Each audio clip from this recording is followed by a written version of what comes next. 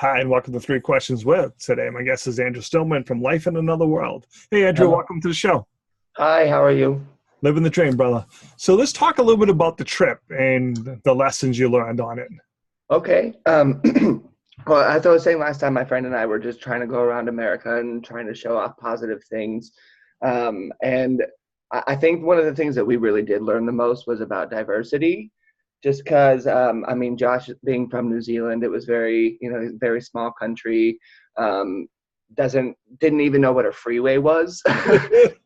He just like when I would explain we're going to be sitting on a road for like hundreds of miles and hours with just like flat, like that was something that he just didn't even understand. But just going from place to place and state to state and seeing how different like every city is and everything is, it was really interesting because before we left, I was always like, how did they decide borders? Like, how do they decide where states would be or like all that kind of stuff? And once you're kind of going through, like the moment you cross a border, it's like, if I didn't know that I was here, I would know I was in someplace different because everything is just so different from each other. And I mean, that's like landscape wise and people wise, because every city has different personalities in it. And it was really interesting to see just how different everything really is. How long were you on the road for? 6 months. Wow. Yeah. So how is it getting back into quote unquote normal life after that?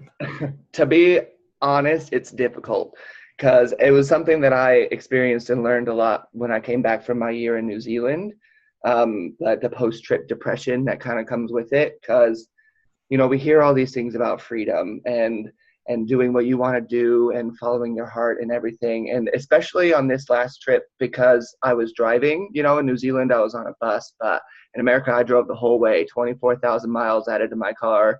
And it was me behind the wheel. And it just became so routine, you know what I mean? And it was so free because we just made our own decisions and we did what we wanted to do. We went where we wanted to go. And coming back, it's just like the daily grind is very hard to transition back into, especially for Piper, to be honest, my dog. Yeah, because The he first came on the couple trip, weeks we right? were at my new house. What was that? So Piper came on the trip with us. Yeah. Piper came the whole way. And I just moved into where I'm at right now. Like 2-3 weeks in, she was kind of like, okay, so what's next? I'm like, Yeah. not too much of anything, Right. but Right now. so it's definitely strange because like it is kind of a definition of like what is normal, because normal to us for so long had become just like life on the road and doing whatever. And then I came back and I'm bartending now, and I had never bartended before, so I had a new job, like a new position and new training and everything. So my mind was just kind of like, what? Like I just want to go back and be Yeah. free.